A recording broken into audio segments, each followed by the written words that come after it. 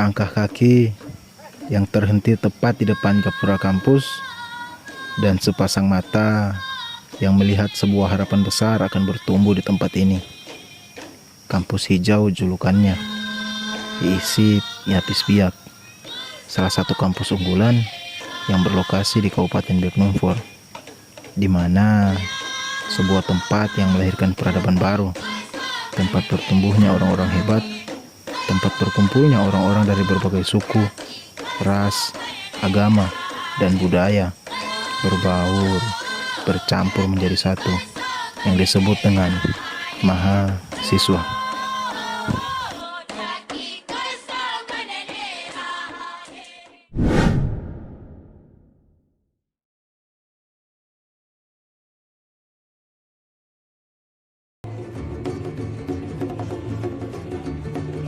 Singkatnya, 2018 adalah awal pertemuan kita. Entah apa yang membuat langkah kaki bisa berhenti di tempat ini dan menjadikan tempat ini sebagai bagian dari cerita kehidupan kita. Lingkungan baru, suasana baru, teman-teman baru. Tak ada yang lebih menarik daripada itu.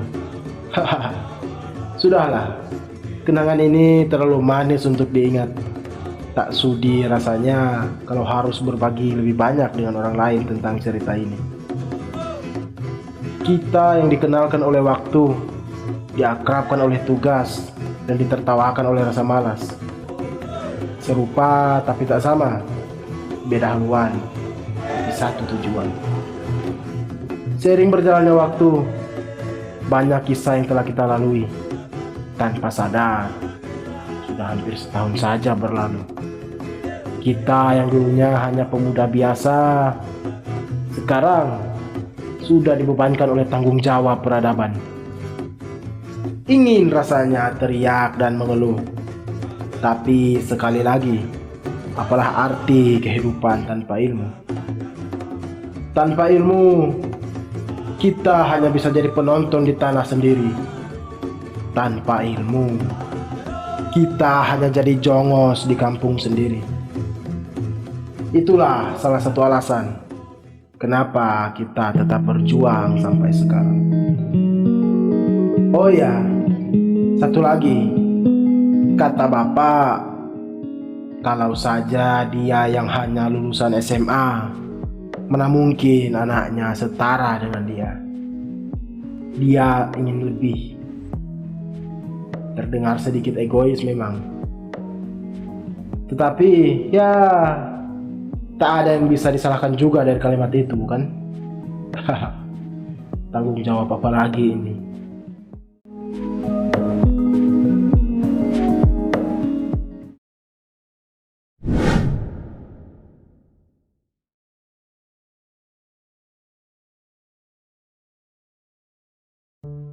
Sejak pertemuan hari itu, banyak hal yang tercipta dalam tawa membungkus realita. Kenang pun membawa tanyaku, apa kabar senyummu? Apa masih kuat untuk melangkah? Kayu, besi, tanah, jalan, gedung, semua itu bisa diubah. Dan dari semua itu yang bisa diubah, manusialah yang paling mudah untuk diubah. 2019 merupakan tahun yang berat bagi kami mahasiswa semester 3. Semester yang dibenturkan oleh pilihan dan keadaan. Semester yang dibenturkan oleh pikiran dan keuangan. Atau bahkan ada yang sempat berpikiran telah salah memilih jurusan. Di sini konflik batin mulai memanas, bahkan berlanjut sampai ke kenyataan. Sederhananya, kita yang dulu dibatasi oleh tembok untuk bisa memaksimalkan pikiran, sekarang dicampur menjadi satu ruangan demi menyesuaikan perkuliahan. Tak ada kalimat yang cocok untuk disandingkan dengan keadaan ini selain seleksi alam. Tenang, masih ada besok. Kalau belum, ya besoknya lagi. Kalau belum juga, tunggu sampai terjadi. Kalau belum terjadi, ulang lagi dari kata tenang. Masih ada besok. Hah. Sedikit meremehkan memang, tetapi ya begitulah adanya. Setiap yang sesuai akan selesai, entah dimantapkan ataupun diikhlaskan. Sama seperti hari ini, ada yang makin memantapkan karena sesuai, dan ada juga yang mengikhlaskan karena menganggapnya telah selesai. Ada satu hal yang ditanamkan oleh kita yang masih bertahan. Ya, apalagi kalau bukan janji untuk menggapai masa depan. Kalimat yang selalu jadi motivasi bagi kita, kalimat yang selalu menjadi pegangan bagi kita, atau bahkan kalimat yang selalu membangunkan kita lebih awal untuk menata kehidupan. Ada kata pepatah tua, tak mengapa, tenang saja, tak semua berjalan sempurna. Jalannya biasa saja, tak usah tergesa-gesa. Lambat atau cepat, kita akan sama-sama sampai, bukan? Bisa saja setiap hal yang tak sesuai dengan harapan justru membentuk kedewasaan agar terbiasa menerima kenyataan. Ya, bisa saja. Faktanya entah juga. Semudah itukah hilang tersapu realita? Seingatku, kita adalah pohon kokoh di tengah badai yang akan memilih tumbuh meski keadaan tak lagi damai. Tentu saja kita bisa lemah sewaktu-waktu, tetapi sebentar lagi badai reda. Bertahanlah sedikit untuk tetap berbuah. Terakhir, saya cuma mau mengingatkan, tak ada badai yang tak reda. Semua akan membaik selagi kamu tak berbalik arah.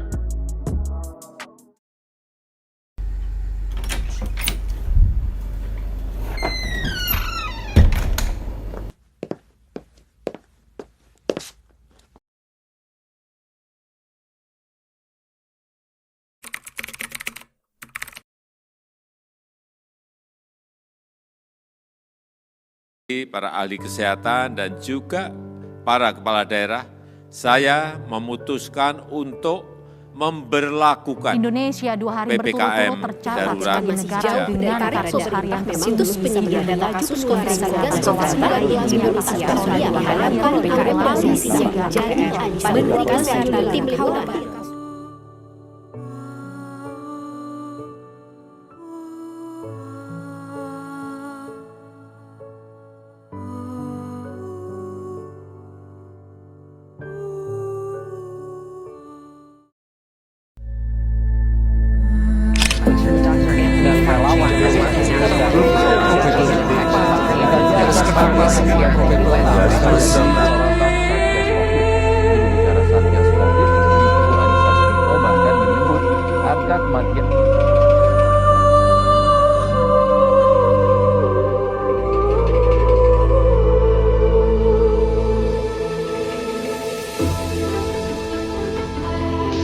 Halo Saf, kampus kita diliburin gara-gara corona nih, gimana?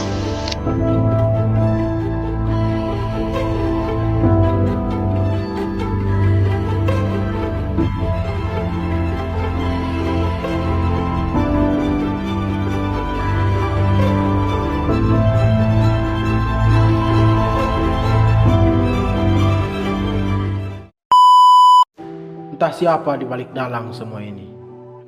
Yang pasti, mereka telah berhasil membunuh dari sebagian pikiran yang sedang bertumbuh. Awal 2020, kita dihebohkan dengan munculnya varian virus baru. Katanya, sangat mematikan. Bahkan lebih mematikan lagi dari virus kelaparan. Bagaimana tidak? Kita yang dulunya dipaksakan untuk mencapai peradaban baru, sekarang diteror dengan kecemasan yang terasa melebih-lebihkan keadaan. Sampai ketika pihak kampus mengambil sebuah kebijakan untuk mengganti sistem perkuliahan dari yang offline menjadi online.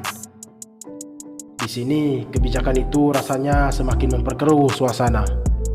Ditambah lagi, Pembangunan pemerintah yang belum merata membuat saudara-saudaraku yang di pelosok sana sulit untuk mengakses informasi, bahkan kuliah yang berbasis online. Kalau terus seperti ini, rasanya ijazah hanya sebagai tanda bahwa kita pernah kuliah, bukan tanda bahwa kita pernah berpikir. Pandemi yang menjadi enemy, kata yang sesuai dengan apa yang kita rasakan saat ini, di mana semua gerakan dibatasi, bahkan sampai pikiran pun dibatasi oleh sekat-sekat via room, dalam Zoom. Bayangkan saja, kampus yang dulunya dikenal sebagai ruang dialektika sekarang mengalami kekeringan retorika.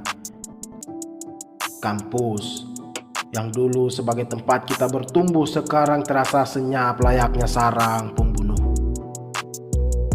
Sempat heran juga, kok tega ada orang yang menggadaikan masa depan putra bangsa, sementara kita dari dulu selalu menitik beratkan peradaban ini di tangan putra bangsa. Ada yang harus selalu diingat oleh mereka yang punya kuasa. Kemajuan negara ini hanya tercipta dari rasa, kerasa, dan juga doa putra bangsa. Lebih baik diasingkan daripada tertawan di dalam kemunafikan. Semua rasa kekecewaan akan bercampur baur di dalam narasi ini.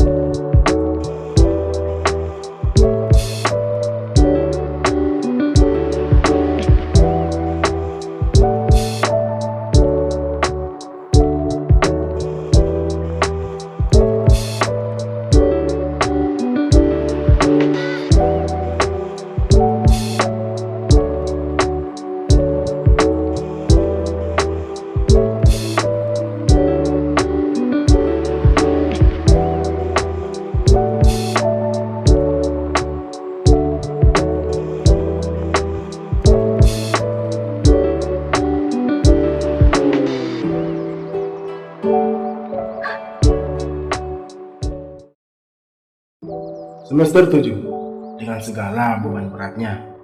Semester 7 dengan segala sakit punggungnya. Semester 7 dengan segala kantung matanya. Entah apa yang membuat kita bisa bertahan sampai di titik ini. Awal dari sebuah kesibukan mahasiswa semester akhir. Ya, KKN, kuliah kerja lapangan.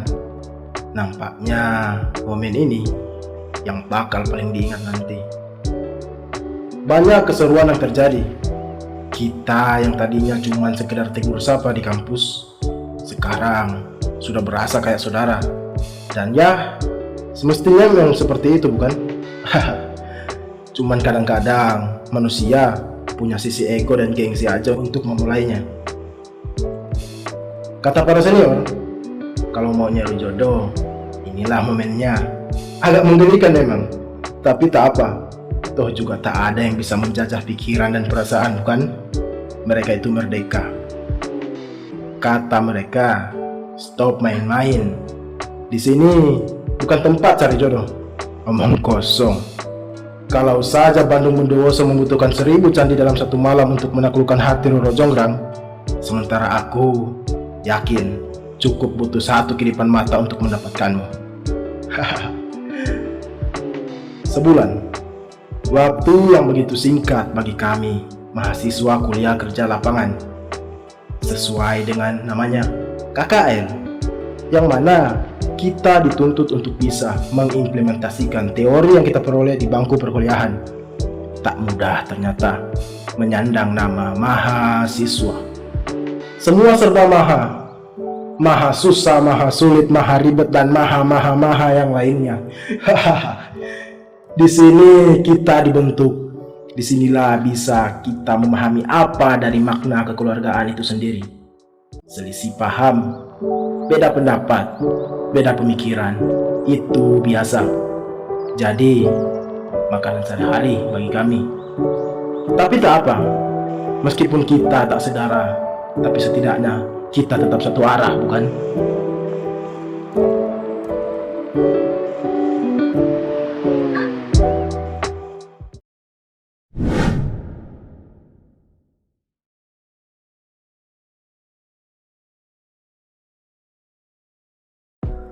Tujuh semester telah kita lewati.